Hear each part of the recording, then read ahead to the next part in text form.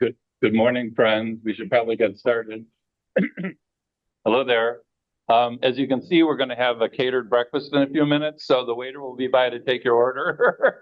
we're, we're we're featuring 3 egg omelets, and as you may know, this is for the mother's celebration at 11:30. And Steph Joe asked if they could set up early because this would be a lot to do after the forum. So I said they could. So it looks very nice, actually. We're at the Park Place Hotel or something anyway. So welcome. This morning we're doing William Penn. I thought it was appropriate to give William Penn his own Sunday, given we're living in Penn's Woods, Pennsylvania. And so we'll be talking about the Quakers. I just get the biggest kick too. There are these paintings that were done of the Constitutional Convention and also of the Continental Congress. And the Quakers were there because, of course, there are a lot of them in Philadelphia, and they all have their hats on. So we'll hear about that, but they always have the Quaker hat on. And you know from Quaker Oats in our childhood that there's always a hat. So anyway, we're looking at William Penn today. We looked at Roger Williams last week. William Penn was born the year Roger Williams published the Bloody Tenon. So he's like a generation younger than Roger Williams. And they apparently corresponded with each other down the line for obvious reasons. He was born in London, England, and died in Buckinghamshire in 1718. His last years, he was in very poor health, too. His father was an admiral, and so he had very strong connections with the royal families. So his relationship with James II and also Charles II proved to be very important for him. He was sent to Oxford, which was a bastion of orthodoxy in the Church of England, but he became a Puritan while he was there, and so he was expelled, I think, in his second year. And he was sent to manage the family estates in Ireland. So you can see he came from a very well-to-do landed gentry family. And when he was there, he heard the preaching of a Quaker and became very drawn to the Quakers and finally joined the Society of Friends, as they called themselves. They were called Quakers, you may know, because their opponents said they bid them quake at the word of God. That kind of thing. So by the way, every tradition was named by their enemies. Methodists were named by their opponents. Episcopalians probably weren't because they were too polite. No one's going to be insulting them. Or Anglicans, but it's very into Christians were named by their opponents, etc. So Quakers, they never called themselves Quakers. It's Friends, the Society of Friends. So he joined that in 1667. His father sent him on a tour of Europe, hoping that this would purge him of his Quaker beliefs, but it didn't. And just to give you an idea, the Quaker movement started not that long before his conversion, right about the mid-1600s, with a fellow named George Fox. And George Fox is a really interesting person. This is his autobiography. And when he was 19, he underwent he being George Fox now, this very severe spiritual trial. And he went to all of these different ministers to try to hear what Christ had to say to him. And of course, he starts out with Anglican priests, and they're hopeless, so he doesn't hear anything from them. And then he goes to all of the different separatist movements, like the Baptists and the Congregationalists and the Puritans, etc. And he said all of them leave him completely cold, although he said there was more tenderness in the dissenting pastors than in the Anglicans. But then he says, but as I had forsaken the priests, so I left the separate preachers also, and those called the most experienced people. For I saw that there was none among them at all that could speak to my condition. And when all my hopes in them and in all men were gone, so that I had nothing outwardly to help me, nor could I tell what to do, then I heard a voice which said, there is one, even Christ Jesus, that can speak to thy condition. And when I heard it, my heart did leap for joy. Now notice he hears this voice without anyone saying anything to him. So Christ speaks directly to him. Then the Lord did let me see why there was none upon the earth that could speak to my condition, namely that I might give him all the glory. For all are concluded under sin and shut up in unbelief, as I had been, that Jesus Christ might have the preeminence, who enlightens and gives grace and faith and power. And when God does the work, who shall let it? This I knew experimentally. My desires after the Lord grew stronger, and zeal in the pure knowledge of God and of Christ alone. And this is the key: without the help of any man, any book, or any writing. Right? For though I had read the scriptures that spoke of Christ and of God, yet I knew him not, but by revelation, as he who had the key did open, and as the Father of life drew me to his Son by his Spirit. So this becomes his message, is that don't listen to the preachers. Don't listen to the priests. Don't listen to the teachers. Don't listen to people with degrees from Oxford and Cambridge or the University of Chicago Divinity School. Listen to Christ only, not to anyone else. Don't read a book about it, even scripture, although he read scripture his whole life. But you're not going to learn about Christ from anyone else but Christ. And he will speak to you directly if you just listen, right? And so he goes around England preaching this, and he especially goes to what he called steeple houses, because his next conclusion was there's no holiness in churches, there's holiness in people. So quit going to church to hear Christ. You're not going to hear him there. And so you can imagine he gets a very warm reception wherever he goes, right? So he goes to another church at one point, and he says, there I declared the everlasting truth that of the Lord and the word of life for several hours, showing that the Lord was come to teach his people himself. And that's it right there. I have come to teach my people myself. And to bring them off from the world's ways and teachers to Christ, the true teacher, and the true way to God. So this is his message, is that Christ, if you just listen to him and stop listening to pastors and priests and ordained people and people with doctorates and all that stuff, and listen in your heart for Christ, he will teach you. Because Jesus says in the Gospel of John, chapter 6, verse 45, it is written in the prophets, and they shall be taught by God. Right? He doesn't say, and that's a quote from Isaiah, they shall be taught by people who will be speaking for God. He says they shall be taught by God. Isn't that interesting? So that's his verse. And so you can imagine this was really widely accepted by people who ordained pastors to preach Christ to other people, like knots, right? So everybody opposes them. And this is, of course, what his admiral father was probably terrified about, was when his son became a Quaker, he would be swept up in the persecution of Quakers in England. And it was horrible. At one point, they figured that there were 10 to 15,000 Quakers in prison because of their beliefs. Right, and they had several. The key one was this inner light, which you probably all heard of. In fact, they have programmed Quaker meetings now, evangelical Quaker meetings now, and then unprogrammed Quaker meetings, which are more like what George Fox would have been doing, and also William Penn. And in the unprogrammed Quaker meetings, you meet together in a room and sit in silence for an hour, and somebody may speak or nobody may speak. And women can speak as well as men, because any revelation you receive from God at that time, you're supposed to share. If you're told to share with others, you share with others. So you can imagine it's having women speak as well as men. And they also had a very strongly egalitarian sense. And so they had no social deference. They wouldn't tip their hats, which is why the Quaker men always have their hats on. They wouldn't recognize formal titles. They wouldn't honor bishops or kings or princes or anyone like that. They wouldn't take oaths because they figured you have simplicity, truth-telling, integrity. Those were their main things. So they won't take oaths, which made them look disloyal and dishonest in court. They refused to pay tithes because they weren't going to support steeplehouse preachers with their lies and other fantasies, etc.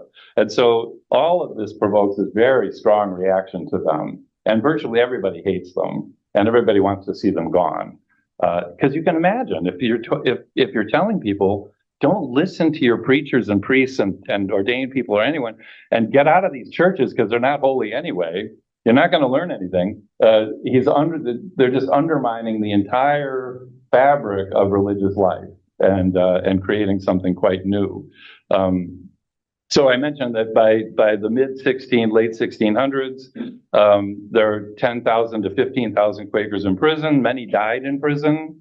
They were subject in England to physical violence, being publicly whipped. They would tie them behind a wagon and take the wagon through town and whip them as they went along. They would brand them either with an R or an H, and then they would also put a hot iron through their tongue. It was called tongue boring. Can you imagine?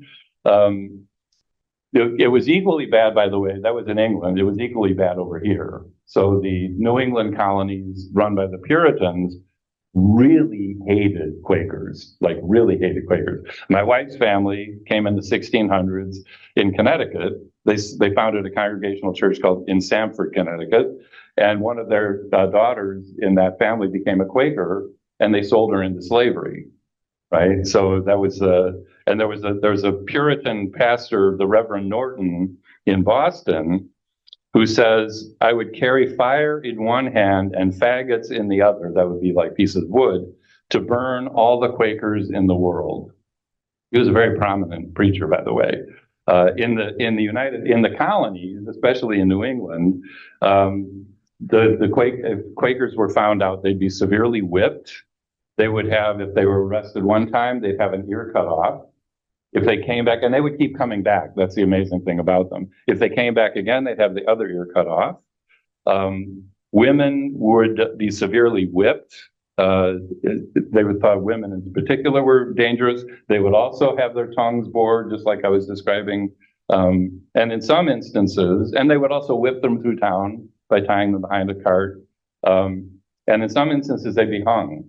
And in fact, it got so bad, there were four Quakers hung outside of Boston, I think it was, in the late 1600s. And King Charles II said, that's enough, no more lethal force against Quakers.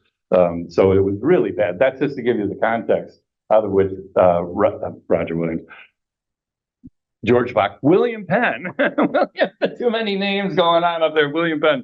So his persecution wasn't not abstract, but it wasn't across the English Channel the way Roger Williams was responding to the 30 Years' War. This was persecution in England. This was persecution in the colonies of Quakers. I mean, they were really widely hated. And yet the Quaker belief spread quite a bit, interestingly. And as you can imagine, once Roger Williams gets going in Rhode Island, there are a lot of Quakers living in Rhode Island. So that's the context out of which William Penn is working. And he was imprisoned 4 times in England.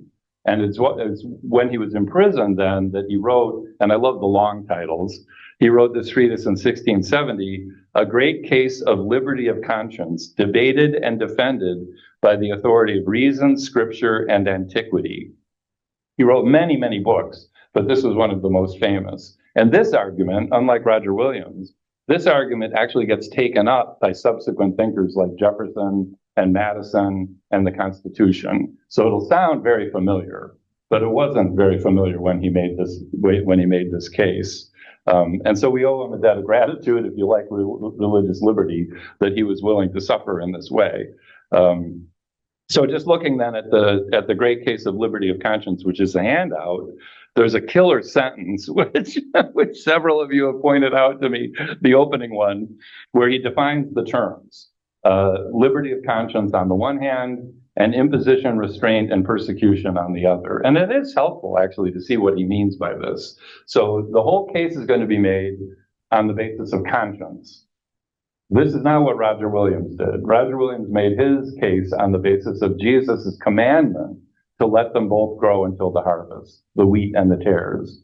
And so, as Williams says, just to review, it is the will and command of God that since the coming of his son, the Lord Jesus, a permission of the most paganish, Jewish, Turkish, that would be Muslim, anti-Christian, Indian, or papist, so he was as many as he could get in the list, consciences and worships be granted to all people in all nations and countries, right? And so he has this very expansive list in terms of that, but the basis of it is the command of God in Jesus Christ to let them grow until the harvest.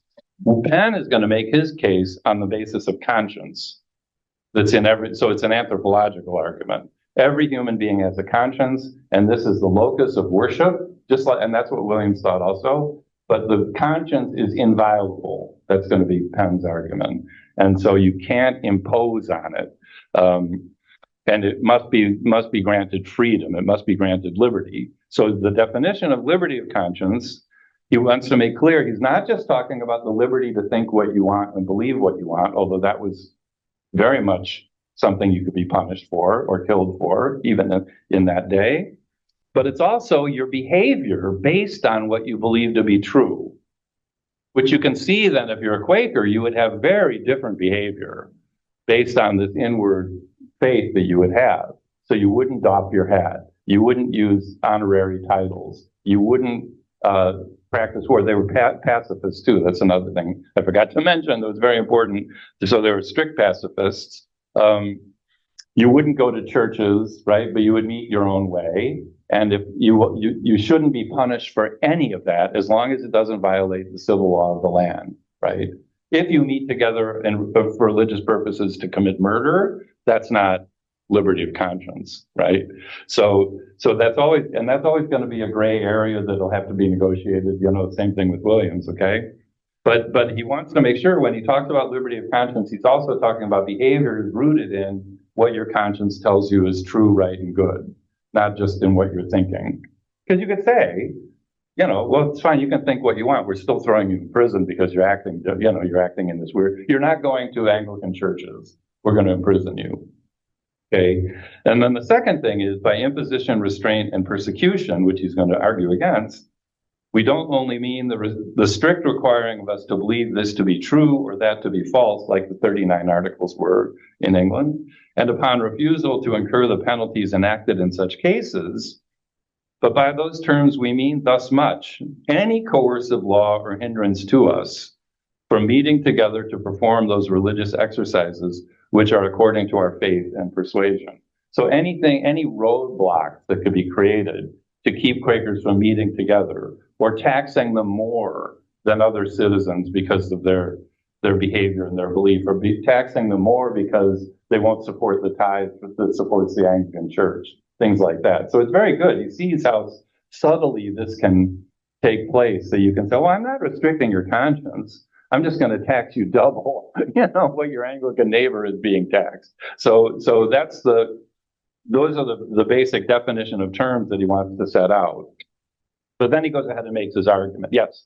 Is that sort of where the idea of conscientious? Oh yeah, absolutely, absolutely. And you see this idea of the inviolability of conscience shows up in the debates we'll look at in later June, around the time of the Constitution, about whether or not there should be something like a First Amendment, and whether or not there should be an established church in the colonies, which was still being debated after they won the Revolution, right? They're still debating that. So the liberty of conscience would be very much like conscientious objection. In fact, there's a great Reformation scholar named Roland Bainton. I think I've talked about him before, who taught at Yale, and I actually got to meet him. It was wonderful. He was retired by then, but he was a Quaker, and he was a conscientious objector in World War I, which went over really well, you can imagine. But that conscientious objector was the way the U.S. government would allow you not to have to fight in war, and Mennonites and Amish and other pacifists would be in the same camp.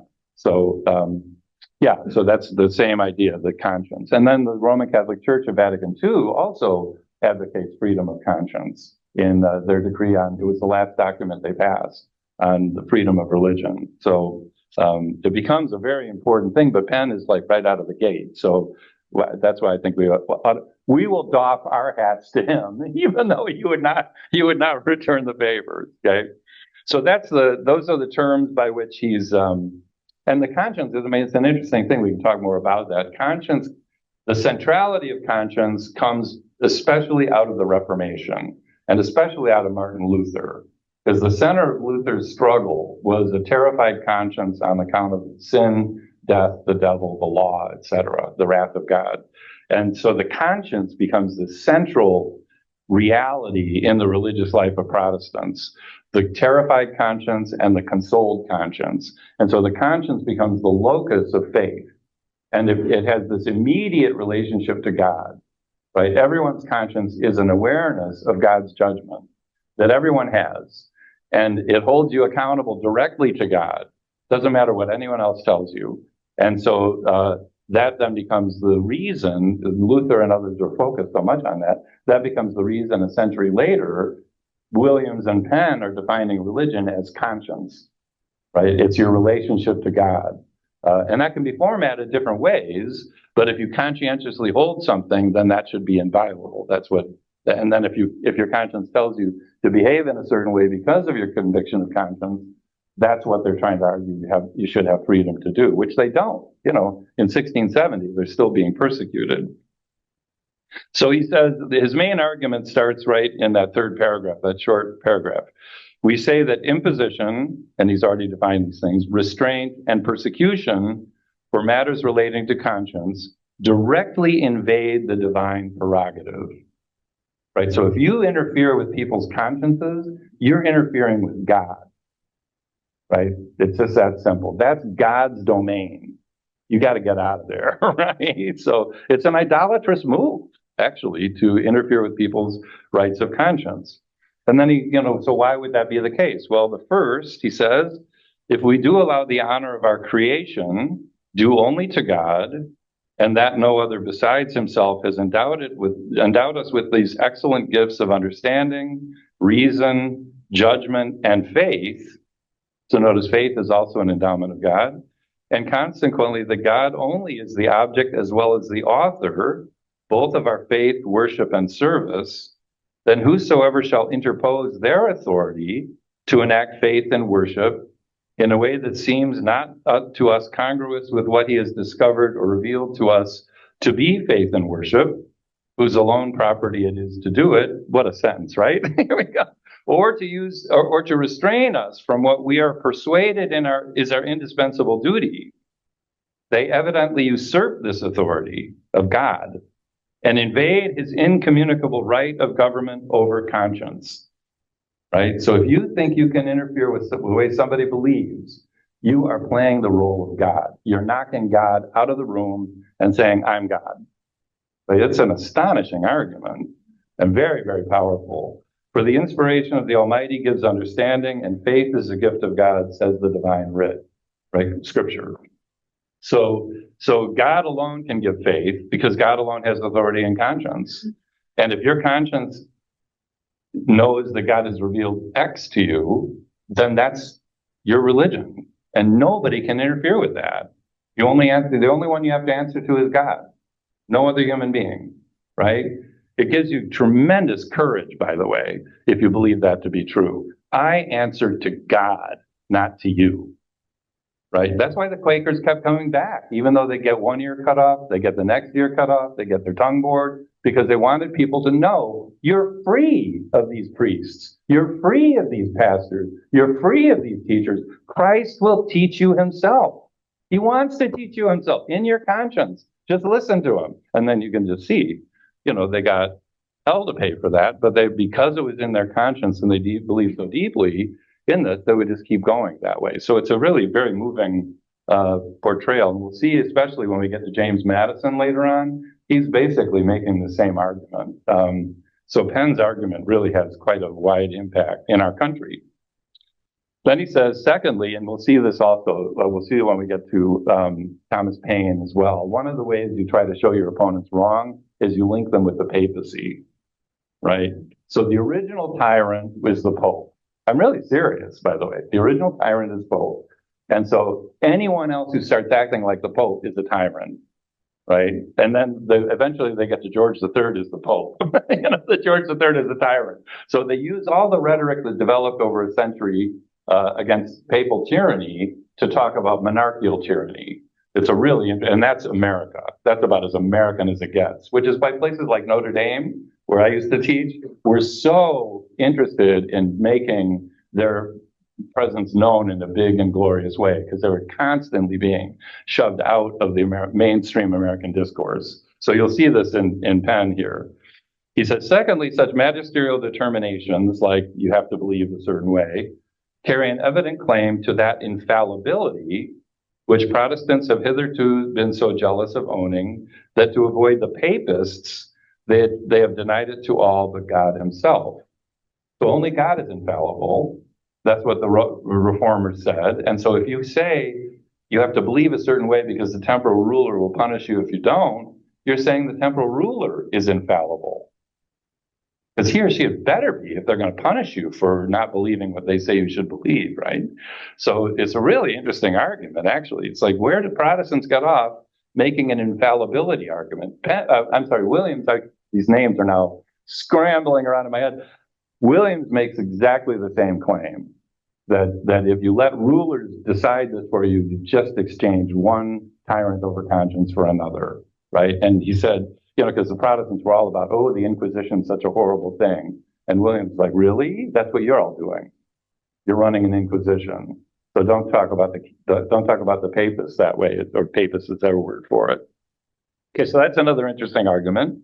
Then the fourth one, I jumped the third one because it wasn't as interesting, but the fourth one is this idea that Fox had, but it's an older idea too. It goes all the way back to Tertullian in the early church, that faith is a gift of God, right? And so therefore only God has control over what you believe. And so you can't get in there and force somebody's faith by threatening to punish them if they don't believe the way you do. If you have children who are reluctant Christians, you know exactly what this is about. Even all the subtle pressures, right, that you can create to make your children believe the way you want them to, they don't work.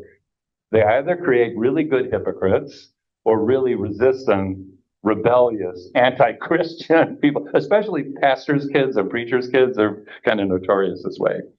So it defeats God's work of grace and the invisible operation of his eternal spirit, which alone can beget faith. And that would be Fox's, the spirit teaching everyone within this inner light, and is only to be obeyed in and about religion and worship, and attributes men's conformity to outward force and corporeal punishments. A faith is subject to as many revolutions as the powers that enact it. There's this great passage in Williams' treatise, but I think he's referring to this, where Henry VIII is king, and so everyone's half papist, half Protestant. That would be Williams' description. And then suddenly Edward VI is king, and everyone's fully Protestant. And then Mary Tudor comes along, and everyone's fully Catholic. And then Elizabeth comes along, and everyone's fully Protestant in 12 years. Really? England went from half papist, half Protestant to fully Catholic to fully Protestant in 12 years. Everyone's conscience was convicted that way. Not a chance, right? Not a chance. So by outward force and compulsion, absolutely. That's why they all start, Henry killed his martyrs, and then Mary killed her martyrs, and then Elizabeth killed her martyrs, right? But that didn't create convicted consciences throughout England. Yes? Fox seemed, he perceived as the leader of the Society of Friends. And if he was he okay with being seen as a leader? No, he was not okay with that, right? So he would be, he has a very important role. He's an inspirational figure, like Penn is also, but the Quakers govern themselves, right? And they govern themselves by consensus, by the way. They never vote to this day. So they talk things through. Sometimes it will take them years to come to a decision. I'll give you an example. The Mennonites in Germantown, right here, went to the Quakers and said, how can you own slaves? Which they did. They said, on the one hand, aren't you supposed to love your neighbor as yourself? And just because these people's skin is black doesn't mean they're not your neighbors.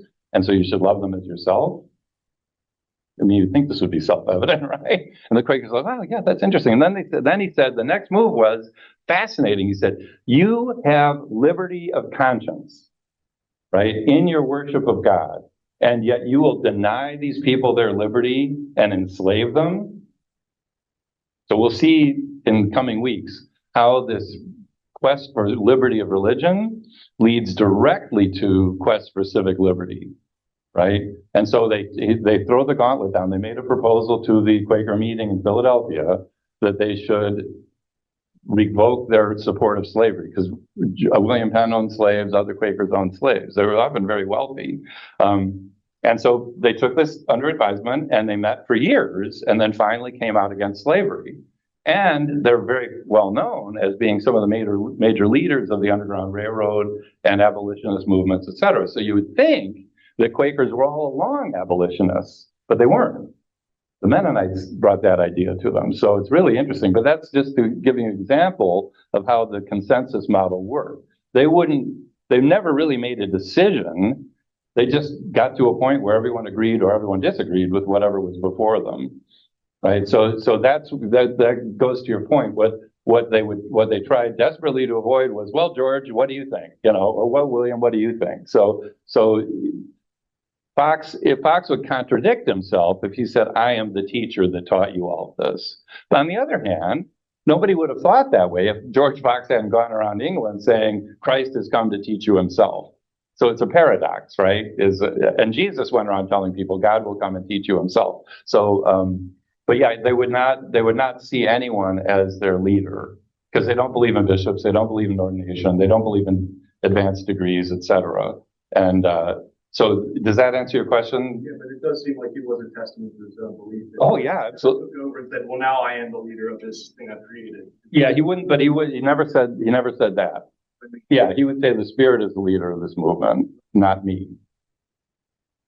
Yeah. But on the other hand, he was the leader of the movement. You know what I mean? It's a paradoxical thing. Same thing with William Penn is that if you have the ability to write a book the way he did, you are speaking for the group in a way other people in the group can't speak.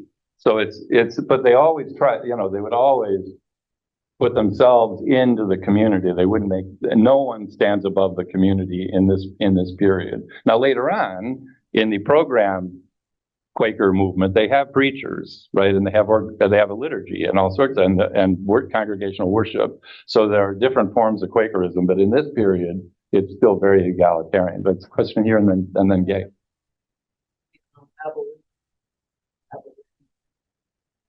Thought, or like, when did they finally make this? You take a guess. I mean, really, 1776. How about that? Yeah, isn't that interesting? Yeah, so the challenge, I should have written it down. I was reading it last night. It's actually online. The challenge the Mennonites posed to them is a written proposal. And they debated it for a long time. And then when they came out, but look what happened when they reached a consensus, they were like dogs with a bone. I mean, the Quakers were all over abolitionism and the evils of slavery, but that wasn't where they started. But I think it's to the credit of the model that they don't vote. Most churches divide when they vote, right? Because you got 49% of the people think this is a bad idea. Well, that's a lot of people. Don't vote. Because then you just people get ticked off and they leave. They don't feel like they've been heard, et cetera. Well, on the other hand, vote, because otherwise you'll be debating this for 2 years or 3 years or whatever. So it's but that model of consensus, see, everyone's voice matters. The Native American communities, by the way, most of them operate exactly the same way. They'll meet and Africa operates the same way. They meet forever. Like if you have a town meeting in Africa, it goes on right. You better just book the day. It'll start at sunrise and go past sunset. Yeah, and sometimes exactly, and sometimes years. If the issue is really important, it'll go on for a very long time. But once it's done, everybody's on board. And the moderator, and I would imagine in meetings like that, you would have a moderator, right? Would make sure everybody spoke. Everybody has to speak. And if you don't have anything to say, they'll just wait till you do, because they want everyone to be heard and everyone to be on board. Like when the Society of Friends makes a move, anyone who's a friend is on board because they were directly part of the deliberations that led to this movement. So when they finally do approve the abolitionist movement, which is amazing, you'd argue for freedom. I mean, that's where he really caught him, when the Mennonite really caught him. He said, you have this treatise here called The Great Case of Liberty of Conscience, and you own slaves? You don't see a problem here? Well, that's the United States, right? So the Declaration of Independence says one thing, and the people who signed it did something else. And the contradiction was glaring. Was and is glaring. And interestingly, I think I mentioned this last time, slaves overheard their masters. You can imagine the irony of this. The slaves are hearing their masters argue about freedom. We need our freedom from King George. And the slaves are saying, oh, good. Any day now, we're going to have our freedom. Oh, no. But then these ideas get traveled down into the Caribbean, And the Haitian Revolution and the Jamaican Revolution are a direct result of the arguments going on up here by white folk about freedom.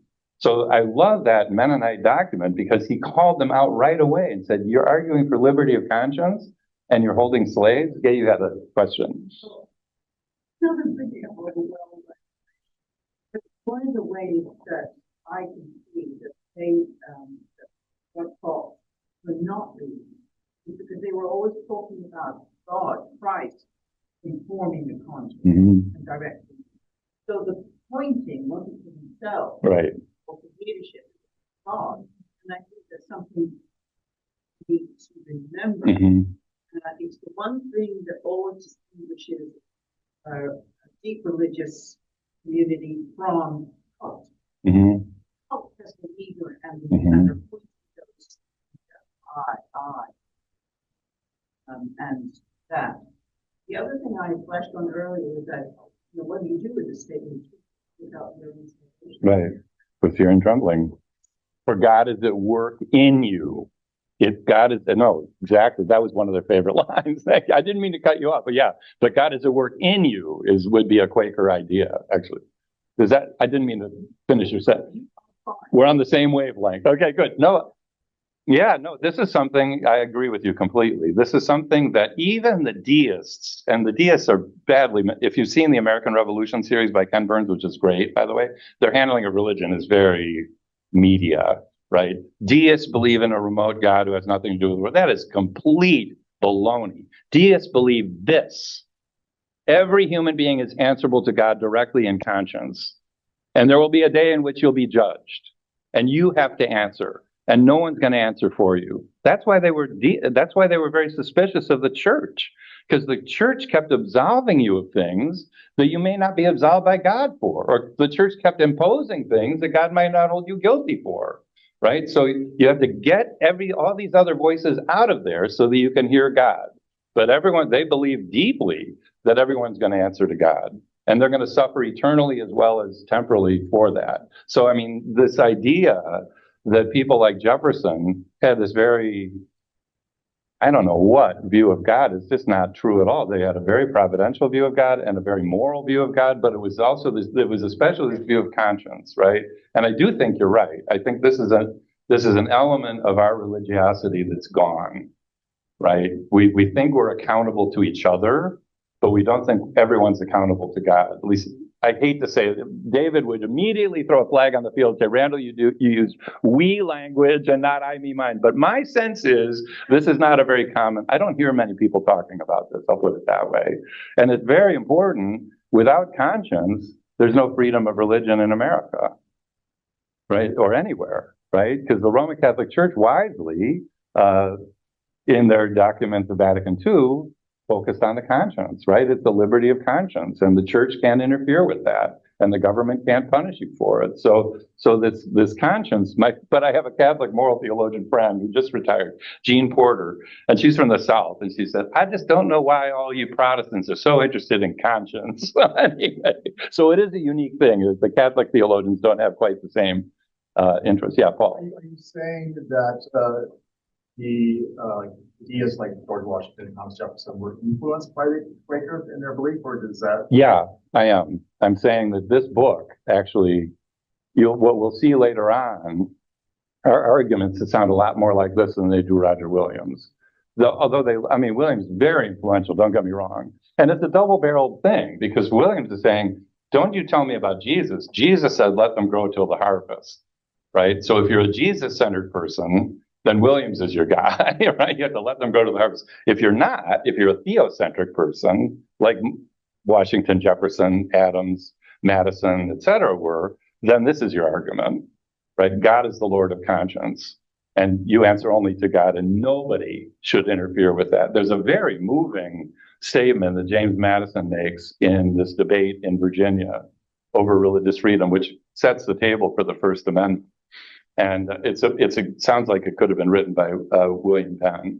And it's always hard to know the influences, did they really read him? But Roger Williams was definitely an influence on William Penn, and William Penn was definitely an influence on the arguments going on in Philadelphia. And you can imagine They're in Philadelphia, for Pete's sake. They would know these arguments very well, but also in Virginia. It's really interesting. So yeah, I'm not saying there's a direct causation, but there's a strong influence. And then the Baptists pick this up, and the Baptists become the flag carriers for freedom of religion in the Christian community in other places. So it's something that spreads like wildfire.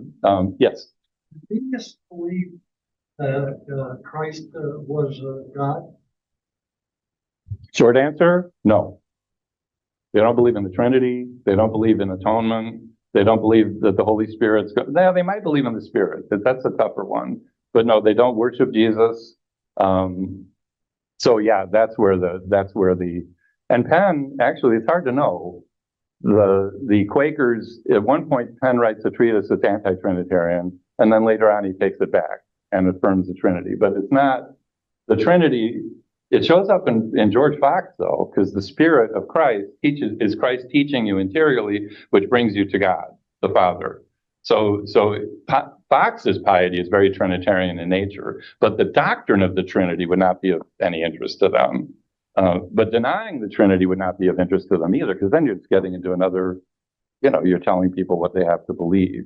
But they don't, the deists are not, that's one of the main critiques of them, is they're not Jesus-centric, they're God-centric. And they think Jesus taught us this. It's very similar to Thurman, actually, we looked at a couple of weeks ago. The Thurman wants to worship the way Jesus worshiped. He doesn't want to worship Jesus.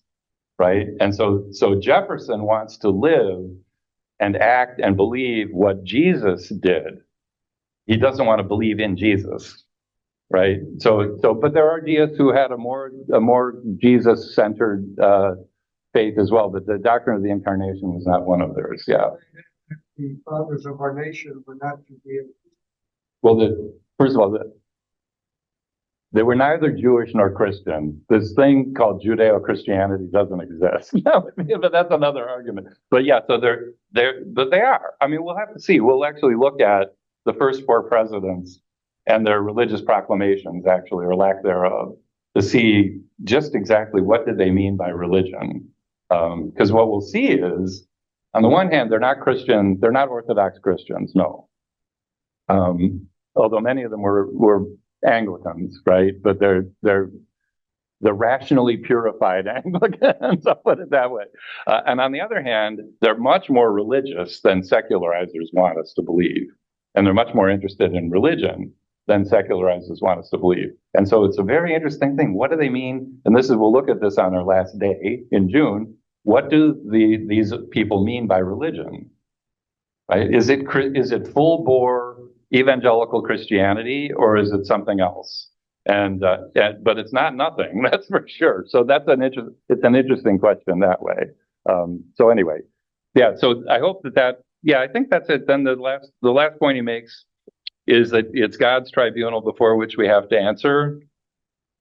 And then finally, to conclude, liberty of conscience, we ask, is our undoubted right by the law of God, of nature, and of our own country. And this is a very important thing, and then I'll draw to a close. But this is different than asking the king to give you a dispensation to worship more freely. Because then the authority to do that lies in the king. What they're asking for recognition is this is our right. Right? We have this right before God, and you should acknowledge it.